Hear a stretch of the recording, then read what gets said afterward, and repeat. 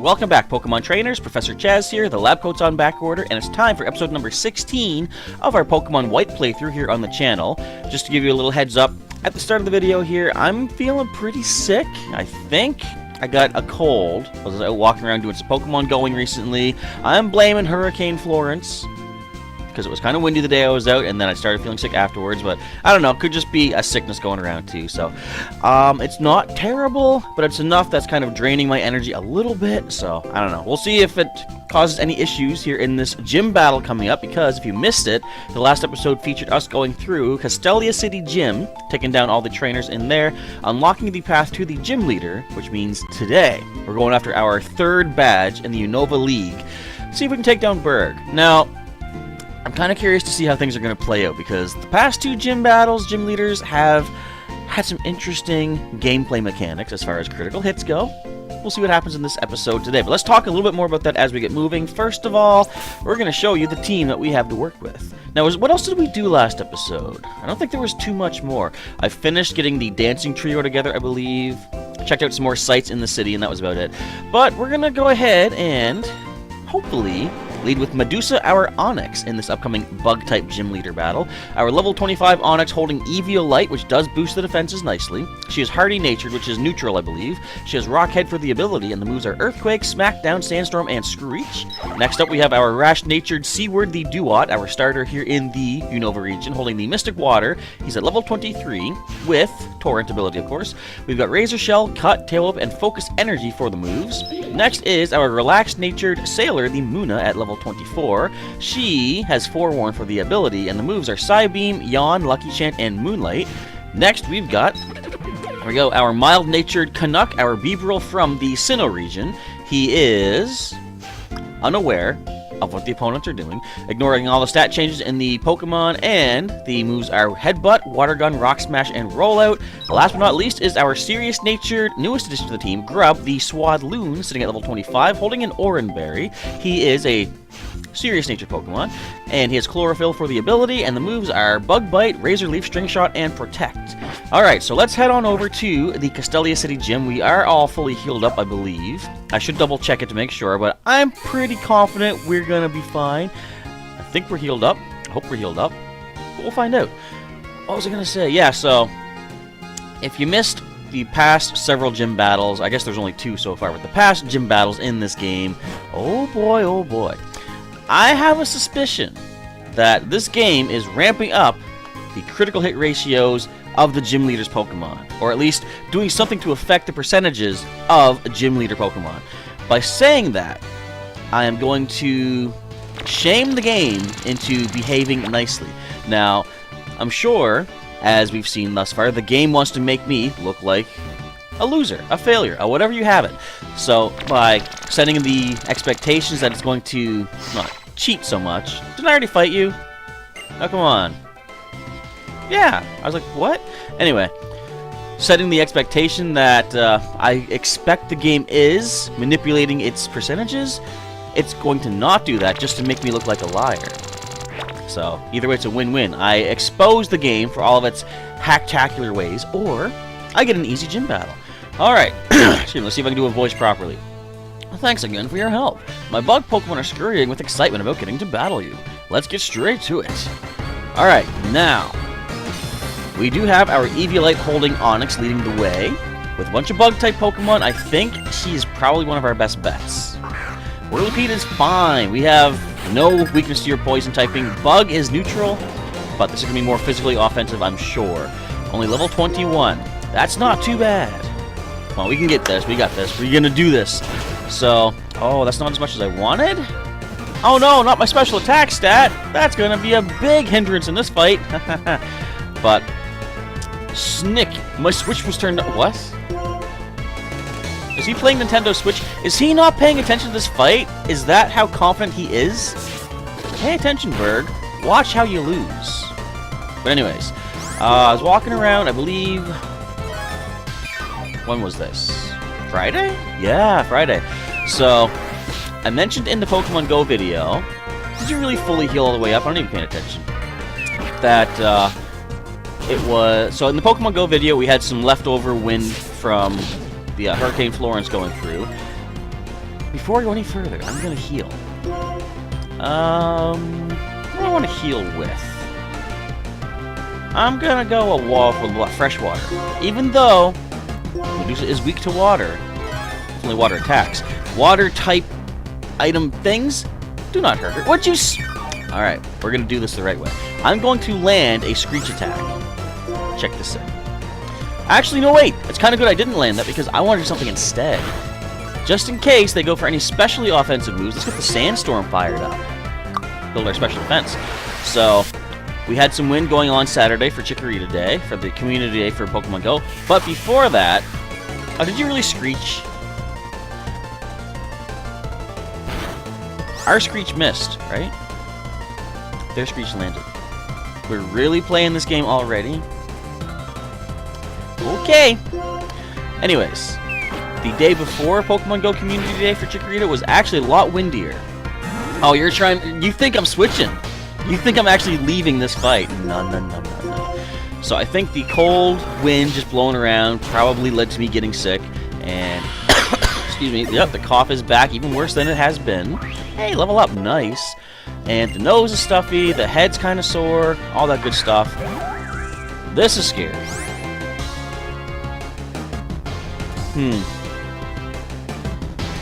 Now see, we have the Eviolite. Now this is scary because my whole team is weak to either grass or bug.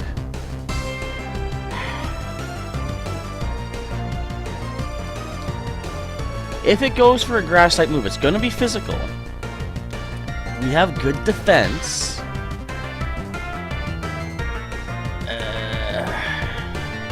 I can't really safely switch to anybody. Like, the best I could do is expect a grass move and switch to someone not weak to grass, but then it could probably outspeed and go for a bug move, so... I'm gonna take my... wait a minute, wait, nope. I have been Screeched. My defense is lowered. I am gonna have to switch to somebody. Who can we switch to? Assuming it goes for grass, I'm gonna go to Grub. Let's see if this plays out. Razor Leaf. Okay, that is semi-acceptable. There's the Sandstorm.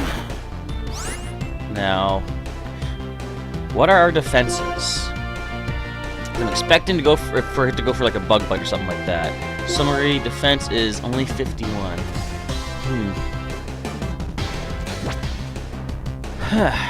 I'm going to just attempt a Bug Bite. As I say, there's no real safe switching. Actually, let me protect. Let me see what it has. It probably does have Bug Bite. Oh, it's protecting too. We can't check. We can't see what's going on. Oh, wait a minute. Because they protected, ours failed. So now we can protect. What do you have in store for us? That's not bad. From what I know about Leavanny, they are not especially offensive. So I think we can survive a Struggle Bug. Let's go for Bug Bite. You go ahead and protect.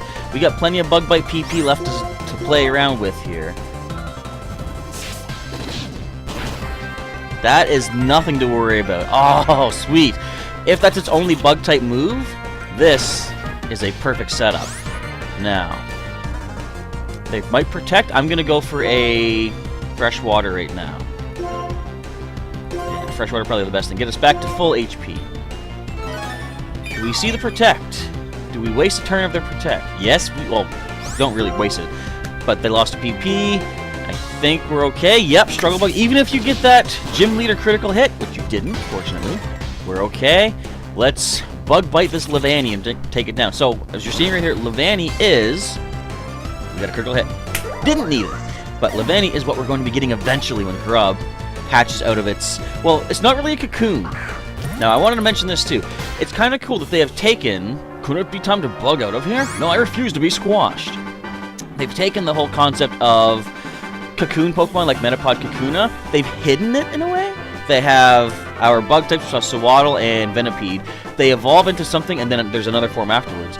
Basically, Whirlipede and Swadloon are the cocoons, but not exactly because they're not like cocoon-like.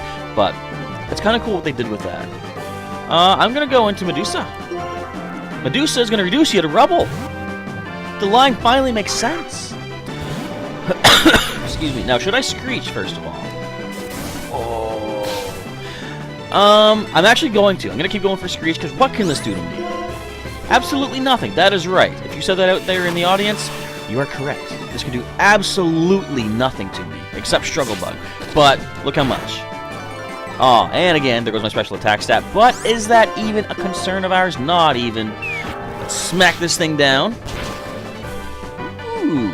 Gonna go for a potion, are ya? Now, of course, we could miss. So, in the interest of expecting a potion, I'm gonna go for Earthquake. No potion. Okay. The game has finally given me a gym leader battle, which has been acceptable. Is it over? Has my muse abandoned me? I like this. I'm feeling better about this game now that we've gotten that out of the way. Aw, I lost. Whatever. Losing to you doesn't bug me because you are amazingly strong. Is that supposed to be a pun? Because I don't get it. This is the gym badge. You beat me, so it's yours. We got ourselves I think it's called the insect badge. I hope it isn't, because that's a very plain-sounding name. But, I mean... There we go. Added to... Insect badge. Such a simple, plain-sounding name. Anyway, I'm not going to nitpick too many things. I've got enough big things to dislike about Gen 5. It's the insect badge. It's insectable? What? I mean, incredible. If you have 3 badges, Pokemon up to level 40 will obey you. Yes! Including traded Pokemon. Because I'm a generous guy, and because every gym leader does this, so me talking myself up to be generous is just not even a point, because whatever. I'll also give you this. Because Struggle Bug won't use it. I mean, I might, but it's not a really big, not high on my list of attacks to go for. Struggle Bug also lowers the special attack of the target that was damaged. I'm the best guy to tell you. It's the little things that count. How many discoveries have you made since you started your adventure? Well, if you're talking about way back in Kanto, from Pokemon Blue, I've made at least 4. When I was a kid, my innocent heart was captured by the beauty of bug Pokemon. I drew with them and battled with them, and after all this time, I continue to discover new things. A world shared with Pokemon is a world swarming with mysteries. Now, it's interesting what he just said. Like, he got into Pokemon because of the bug types, right? So, question for you folks out there. Was there any particular Pokemon species that, when you saw it, like before you even knew what Pokemon was there any particular, maybe not even a Pokemon, but an aspect of Pokemon that got you first interested in it? For me, I might have mentioned this many times before, but I was looking at one of my issues of Nintendo Power. It might have actually been a special insert in Nintendo Power that did this, but it showed the starter Pokemon of Gen 1, Kanto Pokemon, and it showed a little guide of, like, say, the first couple of routes and stuff, and it showed Squirtle and Bulbasaur, Charmander, but when I saw Squirtle, I was like, it's so cute, and I love turtles as an animal, one of my favorite kinds of animal, because of the uniqueness, the shell, and all that, but I saw Squirtle, and I thought, since this game was seeming like a Final Fantasy game, for example, where you actually recruit the wild creatures you fight to fight for you, I was like, this is so cool. It's an RPG, which I like, a new aspect of taking the creatures and using them, but it's also got this cute little Squirtle to start with. I want to play this game. And history was made. That's how Professor Chaz got his first, set his first steps into the world of Pokemon, thanks to Squirtle. Thanks to Nintendo Power. Subscribe today, kids. Except it's discontinued. Wow, that's amazing. You swatted aside our gym leader Burgh's tricky attacks. I can barely imagine how much stronger you're going to get. And we're only 3 badges in. He can't imagine already. Whoop. The old cross transceiver. Now, I think this is the first generation. See the gym symbol on top of the gym? I think this is the first generation that they use that. I'm pretty sure every generation since uses that. And Pokemon Go uses that as well, so that's become the gym symbol. Something from Gen 5, which actually has stuck, and it's kind of cool. I don't quite get it. I guess it looks like a G, but it's just a cool symbol. Anyways, who's calling me? Hey there, where are you now? Could you do me a favor? Let's have a Pokemon battle. Iris has trained me, and I've become a little stronger. I should be able to protect my own Pokemon now. Let's meet at the gate to Route 4. Okay, see you later. Well, let's go heal first. Oh, I'm going to walk into a doorway. That's fine. I did that one time. I remember, funny story about me. One would say, oh, it's walking into something else. Continuing the story about walking into things. It might be embarrassing to admit, but I don't embarrass that easily. Like, if I do something dumb and stupid, if it can either educate someone on what not to do, or give someone a little bit of a chuckle, then it's all well and good. It's not a completely wasted use of my personal pride. It's just what it is. So, wait a minute. Can I add another Pokemon yet? No, level 30 is the next level I can add a Pokemon from the older game. But anyway, I'm getting sidetracked. One time, when I was younger, I was talking to my mother, and I don't know, I figured what it was, but she had either said or did something that was kind of silly, kind of not the smartest thing. And so I'm walking away, heading back to my bedroom, and I'm just kind of laughing at it, like, you know, just really making fun of her as much as I can. And as I'm walking, I see the wood frame of my door come into view. So I'm like, all right, I'm at my door. I turn to walk into it, and what I had seen was the left side of the door, not the right side, meaning I was not in front of the open spot. I was in front of the wall. I turned and I walked into the wall. I looked back. She didn't see it. I quietly went into my room. No one needed to know. Of course, I like to tell the story just because it's a funny thing. You would only ever see that in like a TV, like a sitcom or something like that. But it happened. Real life can do those things. Something I find interesting too, that's got me thinking about something else now. With TV and movies and everything, like just anything where a story is written, usually everything happens for a purpose or a reason. There's story elements focused around every random occurrence that can happen. And I'll talk about that a little bit more just in a moment. Let's see what's going on here. And Nimbasa City is at the end of Route 4. I guess that's the next time we're heading to. Hello, Bianca! Hey, Chaz! You remember the promise you made on the cross transceiver, right? So let's get right to our Pokemon battle. But before that, it's time to heal, isn't it? Can you heal me up? No, she's not going to heal me up. They said we can have a Pokemon battle in the gate as long as we're careful not to break the electric bulletin board. I'm the new and improved version of me. I'm going to go great this time. It's going to go great. Let's start up our Pokemon battle again. Excuse me. Generally, characters only experience things in a movie, sitcom, whatever, if it is important to the story. Like, there was an episode, I believe, of Batman the Animated Series where Bruce Wayne, Batman, spoilers, that's a secret identity, but, oops, I clicked run. I'm not trying to run from this fight, but he actually gets a cold. And at one point, Alfred, his butler, says, take this Bat alphabet soup container filled with chicken soup and keep it with you in case you need it. So of course he's fighting Mr. Freeze at some point, and Mr. Freeze is taking him down. Batman can't win. So he takes the chicken soup, throws it on Mr. Freeze's dome helmet thing, and it cracks because the heat versus the cold, it caused too much blast pressure, whatever happens. And that was that. So hang on, we got a switch. Hey, we got something for grass types right now. Excuse me. So in the case like that, Batman getting sick had a plot point to it. Not often do you see random things like a character getting sick, for example, where it has no relevance to the plot. Like, a lot of TV shows and stuff could benefit from having random everyday occurrences that everybody goes through that just happen. Now, a good example, it's Pig Night. Good example of, I think Seaward? Let's go to Sailor. I don't know if this is a fighting type yet. Pig Night, or at least its evolution, does become fire fighting, which is another, I guess, complaint about Gen 5. Not personally for me, but anyway, I'll talk about that in a moment. But, what was I saying? Yeah, some shows could benefit from having characters do, like, random things.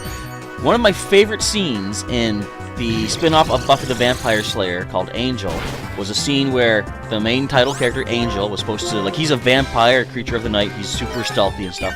He's supposed to be sneaking in through a window. No one's supposed to know he's there. Now, the actor, as he's crawling in through the window, he goes over a dresser.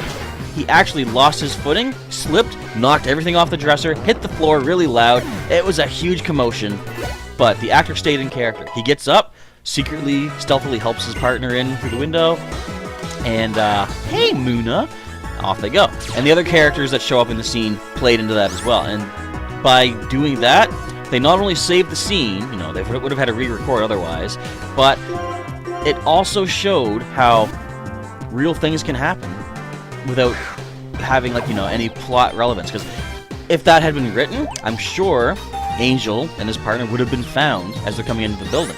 You know, the noise tips somebody off. But that's not always the case, so I really like that. Another thing, you guys ever see the old sitcom? It's weird to call this the old sitcom, because I used to watch it regularly, but Seinfeld. First of all, I trained with Iris, but I still couldn't win. There's an episode of Seinfeld where the characters are in a parking garage, they have to find their car, and it takes them forever to find the car. The end of it was supposed to be that they've missed their dinner, they've missed their party, all the stuff they're going to do. They start up the car, drive away. It's too late. But the funny thing is, as they tried to start the car, it actually would not start, and you just hear the engine kind of trying to turn over. That's how they ended the episode. It ended with a perfect, hilarious ending, which wasn't even planned. But again, that's a realistic thing that can happen, and it really just makes it more relatable, I guess, which is really neat. A lot of times, movies and TV shows are like these higher than, what would you call it? Larger than life, I guess, kind of things that you can't really relate to completely. But things like that make it more grounded. And if anyone's out there trying to do any storytelling, think of doing something like that. Have one of your characters maybe stub their toe at one point. Don't even reference it later on. Just have them stub their toe and be like, you know, just react in pain. But then you just move on. It just adds more realism to it. Anyways, enough about my story-type ramblings. I'll never be a strong trainer like you or Charon or Iris, but, you know, since we left New Town, I've met a lot of people, and I've been thinking about what I want to do in life. When you look at it that way, Pokemon have given me a lot of new experiences. Having my Pokemon stolen was just really hard, and I felt really unsure. Still, I gotta say I'm really glad I went. I've learned so much on this journey, and I also learned that being with Pokemon is really, really important. Okay, well, I hope to see you again soon. Bye-bye, Chaz. I'll catch you next time, Bianca. Good battle. Had me scared there with that flame charge. Wasn't sure if Muna, Sailor, could take it. Route 4 is long. Be careful if you plan to follow it.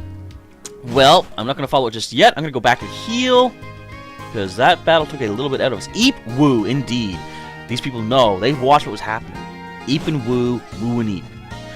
So, is there anything else I can talk about as far as Pokemon go? Well, I went out today, even though I wasn't feeling good, under the guise of going to pick up some soup, some, cough medicine. I actually didn't get any cough medicine. I did stop off at one of our cafes here and got some nice hot chicken noodle soup, and I'm not sure if it helped me or not, but I mean, it tasted good, so that's kind of important. But while I was out and about, I was also trying to hatch up some of my 7-kilometer eggs. I do have 4 on the go right now, because I picked up a special box with 3 of our standard incubators, as well as my infinite incubator. So, currently, I'm trying to hatch up some more Kangaskhan.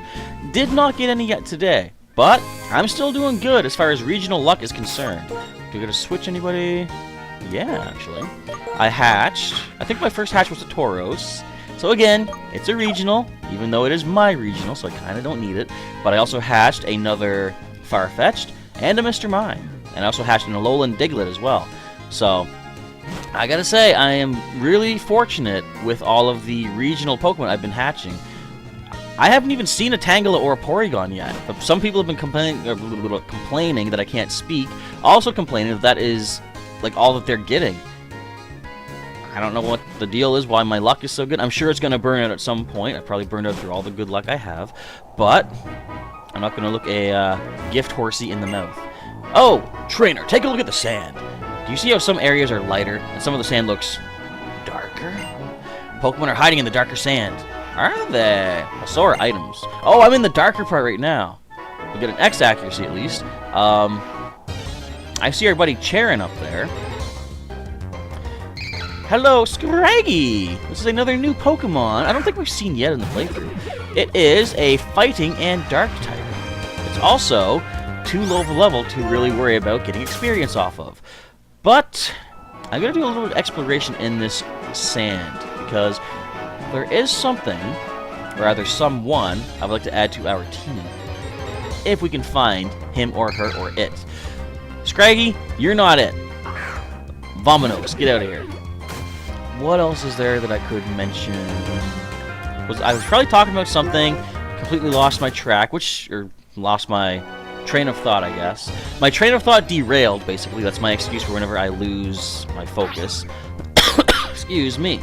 But anyways, yeah, probably wasn't anything important. Maybe, hopefully, I don't know. So the sandstorm's gonna be a bit of a problem, but this is what we want, right here. This Sandile. Huh. Now, interesting thing about the Sandile, when I first saw these, and I believe we've already fought some in the playthrough, I thought they were really cool, and I think I realized that they were a ground type. Actually, you know what would be a good way to weaken it? Probably just go with Smackdown. It does resist that. So, when I saw this, I was like, I want to add that, because I think my initial playthrough, I was realizing I have a bit of a, not really an electric weakness, I suppose, but not the most, you know, electric-friendly team, so I decided I want to get a ground type. Now, as I mentioned back in my Pearl playthrough, I had never trained a Dark-type Pokemon before I got Soul from my friend Vibrant, and Dark types had always been a bit of an odd spot for me, because I heard that in Japanese that they were referred to as evil type or devil type or something like that, and I'm like, Pokemon can't be evil. This is not right. I don't like this. But thanks to Soul, I have warmed up to somewhat two Dark types, and I found out that Sandile, as you'll see, is a ground and Dark type Pokemon. I thought that was a pretty cool combination. So, Sandile, the Desert Croc Pokemon. It moves along below the sand surface except for its nose and eyes. A dark membrane shields its eyes from the sun. Are we going to name this thing? Yes, we are. Now, I'm trying to think, when was my initial playthrough done? Because I had chosen the name of, if you guys have missed this in some of my Wi-Fi battles, I went with the name of Irwin. Named in honor of the now late and great crocodile hunter, Steve Irwin.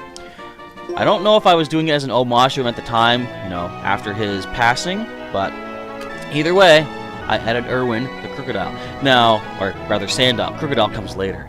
Now, I guess I'll talk more about that in a little bit, because as of right now, we've hit our time for this episode, but we'll check out the team. We now have a team of 6. Maybe I will rescind the whole critical hits not counting thing from this point on. We're close to level 30. I think we could probably do that, but we'll play it by ear until I just make a full decision. Anyway, that's it for today's episode of Pokemon White. I want to say, folks, thank you for tuning in and checking this out today. If you enjoyed it, feel free to leave me a like down below. And if you want to leave any comments, of course, on the series, if you would like to... I just said if you'd like to twice. I'm blaming the cold. I can't think straight. Leave me any comments you want to say down below. If you want to see some more episodes of Pokemon White, there's a link in the description to the full playlist. You can also check out some more videos I have done with some of the links during the outro, or by subscribing for some more daily Pokemon content from Professor Chaz. You can also follow me on Twitter, Instagram, or Discord. I've got links for those in the, I almost said chat. Blech. Links for those in the description as well. If you want to follow me on either of those, go right ahead. I'll post smaller little things. Maybe, excuse me, sometimes on Twitter I'll put little polls up and little questionnaires, I guess. Also, some brief little Pokemon Go footage that I get during the days that are not a full-fledged video kind of thing. Those go up on my Twitter and or Instagram as well. But with that, it is time to end off for today. Come on back tomorrow for another episode of Pokemon White as we roll forward into the Unova region and check out some more sites and get some more gym badges collected. But for now, Professor Chaz is signing off. Thank you folks once again for tuning in, and I'll catch you next time.